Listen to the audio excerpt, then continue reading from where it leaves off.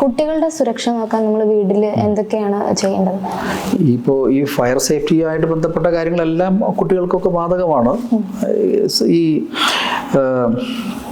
LPG ആയിട്ട് ബന്ധപ്പെട്ട കാര്യങ്ങളൊക്കെ അങ്ങനെ തന്നെ, അത് കുട്ടികളായിട്ടും ബന്ധമുള്ള കാര്യങ്ങളൊക്കെ തന്നെയാണ്. പക്ഷെ കുട്ടികൾ ഈ വേദന സംഹാരികളായിട്ടുള്ള വിക്സ്, അമൃതാഞ്ജൻ പോലെയുള്ള സാധനങ്ങളുണ്ടല്ലോ, അതൊന്നും ഈ സ്വിച്ച് ബോർഡുകളുടെ മുകളിലോ അല്ലെങ്കിൽ ഇലക്ട്രിക്കൽ ഉപകരണങ്ങളുടെ സമീപത്തോ വെക്കാതിരിക്കണം. അതെന്താണെന്ന് വെച്ച് കഴിഞ്ഞാൽ, ഞാൻ നേരത്തെ പറഞ്ഞല്ലോ, ഇലക്ട്രിക്കൽ ഉപകരണങ്ങൾ എപ്പോഴും ചൂടുണ്ടാക്കും. അപ്പോൾ ഇങ്ങനെയുള്ള സാധനങ്ങൾ നമ്മളവിടെ കൊണ്ടുവച്ച് കഴിഞ്ഞാൽ ഇത് ഉരുകും. ഇതിനകത്തൊക്കെ ഒരു ബേസിക് കണ്ടന്റ് സോൾവെന്റ് എന്ന് പറയുന്നത് സ്പിരിറ്റ് ആയിരിക്കും. ഈ വക മരുന്നുകളുടെയൊക്കെ ഒരു അടിസ്ഥാന ലായകം എന്ന് പറയുന്നത് സ്പിരിറ്റ് അല്ലെങ്കിൽ സ്പിരിറ്റ് കലർന്ന സാധനങ്ങളായിരിക്കും.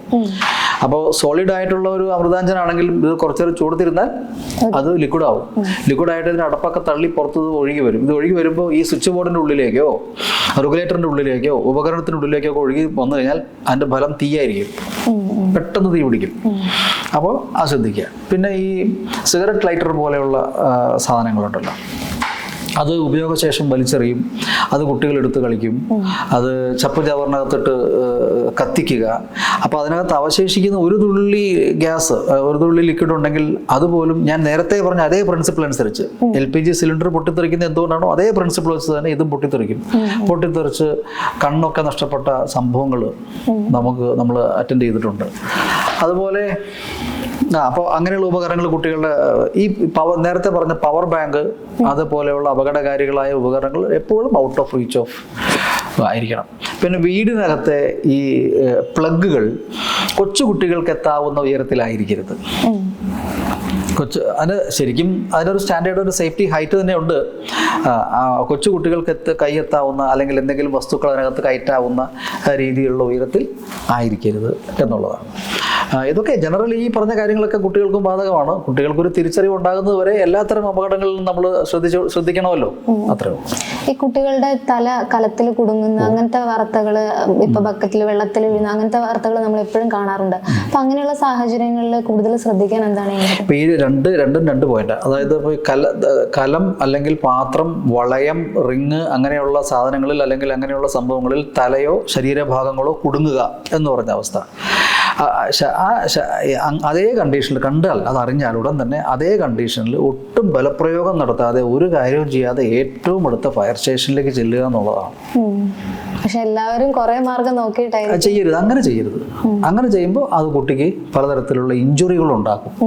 അത് ഈ തലയിലൊക്കെ ആണെന്നുണ്ടെങ്കിൽ അത് ആ ഇഞ്ചുറി ചിലപ്പോൾ അത് വലിയ പ്രശ്നമായിട്ട് മാറും. പക്ഷേ നമ്മളിപ്പോൾ ഫയർ ആൻഡ് റെസ്ക്യൂ സർവീസ് ഇത്തരം സംഭവങ്ങൾ ഒരുപാട് ചിലപ്പോൾ ഡോക്ടേഴ്സിന്റെ സഹായത്തോടു കൂടിയേ കേട്ടോ. ചില കേസിൽ നമ്മൾ ചെയ്യുമ്പോൾ നമുക്കും ഒരു സംശയം ഉണ്ടെങ്കിൽ നമ്മളൊരു ഡോക്ടറെ കൂടെ അടുത്ത് നിർത്തിയിട്ട് അവർ അഡ്വൈസ് ഒക്കെ എടുത്തിട്ടൊക്കെ ചെയ്യുന്ന കേസുകൾ വരെയുണ്ട്. അതുകൊണ്ട് അത് ശരിക്കും പറഞ്ഞാൽ അത് ഒരു മോതിരം കൊടുക്കുന്നത് തൊട്ട് ഇതേപോലെയുള്ള വലിയ അപകടകാരികളായ ഈ ട്രാപ്പ് കേസുകൾ വന്നു കഴിഞ്ഞാൽ ഫയർ ആൻഡ് റെസ്ക്യൂ സർവീസിലേക്ക് എത്തിക്കുക എന്നുള്ളതാണ്. അപ്പോൾ അവിടെ എനിക്കൊരു കാര്യം പറയാനുള്ളതെന്ന് വെച്ചാൽ, ഈ പലർക്കും ഇപ്പോഴും ഫയർ ആൻഡ് റെസ്ക്യൂ സർവീസിലേക്ക് സേവനങ്ങൾക്ക് വിളിക്കേണ്ട നമ്പർ അറിയില്ല. എല്ലാവരും എന്ത് അപകടം ഉണ്ടെങ്കിലും പോലീസിലേക്ക് വിളിക്കുള്ളൂ. നോക്കൂ, ഒരു തീപിടുത്തം ഉണ്ടായി കഴിഞ്ഞാൽ അതൊരു മുറിയിലാകെ, ഒരു മുറിയുടെ ഒരു കോർണറിൽ, ഒരു ഡസ്റ്റ് ബിന്നിൽ അല്ലെങ്കിൽ ഒരു പ്ലഗിൽ ഒരു ചെറിയൊരു ഫയർ ഉണ്ടായി കഴിഞ്ഞാൽ അത് ആ മുറിയിൽ വ്യാപിക്കാൻ അധികം സമയം വേണ്ട. ഒരു 3 മിനിറ്റൊക്കെ കൊണ്ട് വ്യാപിക്കും എന്നാണ് നമ്മുടെ ശാസ്ത്രീയമായിട്ടുള്ള കണക്ക് പറയുന്നത്. അപ്പോൾ അങ്ങനൊരു സംഭവം നമ്മുടെ ശ്രദ്ധയിൽപ്പെട്ടാൽ നമ്മൾ എത്രയും വേഗം ഫയർ സർവീസിനെ അറിയിക്കുക. സപ്പോസ് ഫയർ സർവീസ് വന്നു, അപ്പം നിങ്ങൾ തീ കെടുത്തി, അതിന് കുഴപ്പമൊന്നുമില്ല, അവർക്ക് പണക്കോ അല്ലെങ്കിൽ ഇതിനകത്ത് വേറെ നിയമപ്രശ്നമില്ല, നമുക്ക് സന്തോഷമാണ്. നിങ്ങളത് ചെയ്തല്ലോ, നിങ്ങൾ അതിനകത്തൊക്കെ പ്രസൻസ് ഓഫ് മൈൻഡ് ഉള്ളവരായി വന്നല്ലോ, വി ആർ ഹാപ്പി, നമ്മൾ തിരിച്ചു പോകും. അതിനകത്ത് വേറെ അങ്ങനെയൊന്നും വിചാരിക്കേണ്ട കാര്യമില്ല. നിങ്ങൾക്ക് മാനേജ് ചെയ്യാൻ പറ്റുമോ എന്നൊരു സംശയം തോന്നിയാൽ മതി, അപ്പോൾ വിളിച്ചേക്കുക. They are ready. അവർ വന്നിരിക്കും. അവർ വന്നു നോക്കി വേണ്ട കാര്യങ്ങൾ ചെയ്തു. ആവശ്യമില്ലെങ്കിൽ അവർ അങ്ങനെ തന്നെ തിരിച്ചു പോകും. ഒരു പ്രശ്നമില്ല. അതിനിവിടെ ഒരു നിയമപ്രശ്നമില്ല, അല്ലെങ്കിൽ ഒരു ഫൈനിങ്, അല്ലെങ്കിൽ എന്താ പറയുക, ഒരു പിഴ, അങ്ങനെയുള്ള കാര്യങ്ങൾ, അങ്ങനെയുള്ള യാതൊരു പ്രശ്നവും അവിടെ ഇല്ല. എന്നാൽ ആവശ്യമില്ലാതെ വിളിച്ചു വരുത്താതിരിക്കുക, അതൊരു കാര്യമാണ്. അത് ശ്രദ്ധിക്കുക. അങ്ങനെ വന്നാൽ അത് ബുദ്ധിമുട്ടാവും, അത് നിയമപ്രശ്നം ആയി മാറും. പിന്നെ ഇപ്പോൾ നമ്മൾ പോലീസിനെ വിളിച്ചു കഴിഞ്ഞാൽ 100 എന്ന് പറഞ്ഞ നമ്പറിലേക്കൊക്കെ വിളിച്ചു കഴിഞ്ഞാൽ പോലീസിൻ്റെ കൺട്രോൾ റൂമിലായിരിക്കും അത് റിങ് ചെയ്യുന്നത്. അവരവിടെ നിന്ന് എടുത്തിട്ട് അത് ഫയറിൻ്റെ കൺട്രോൾ റൂമിലേക്ക് കൊടുക്കും. അവിടെ നിന്ന് അവരത് കൺസേൺഡ് ഫയർ സ്റ്റേഷനിലേക്ക് കൊടുക്കും. ഇങ്ങനെ പല പല കോളുകളാണ്. ഈ കോളുകൾക്കൊക്കെ സമയം പോകും. അപ്പോൾ നമ്മൾ എന്ത് ചെയ്യണം? ഈ സ്ഥാപനം ഇരിക്കുന്നത് എവിടെയാണ്, ഇതിൻ്റെ തൊട്ടടുത്തുള്ള ഫയർ സ്റ്റേഷനുകൾ ഏതാണ്, അവിടുത്തെ ലാൻഡ് ഫോൺ നമ്പറുകൾ നമ്മളിവിടെ എക്സിബിറ്റ് ചെയ്യണമെന്നേ. അവിടുത്തെ ലാൻഡ് ഫോൺ നമ്പർ ഉണ്ടല്ലോ, എല്ലാ ഫയർ സ്റ്റേഷനുകളിലും ഇൻടാക്റ്റ് ആയിട്ടുള്ള ലാൻഡ് ഫോണുകളുണ്ട്.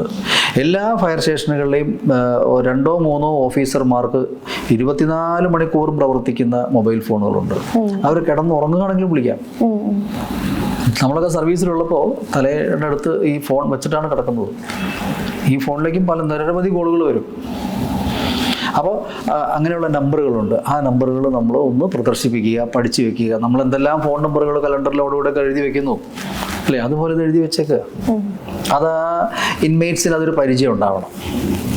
അത് നിങ്ങൾ ജോലി ചെയ്യുന്നിടത്ത് അവിടുത്തെ പരിസരത്ത്, നിങ്ങൾ താമസിക്കുന്നിടത്ത് അവിടുത്തെ പരിസരത്തെ, അങ്ങനെ ഒരു കോണ്ടാക്ട് ഫയർ സ്റ്റേഷനുകളായിട്ട് ഉണ്ടാകണം.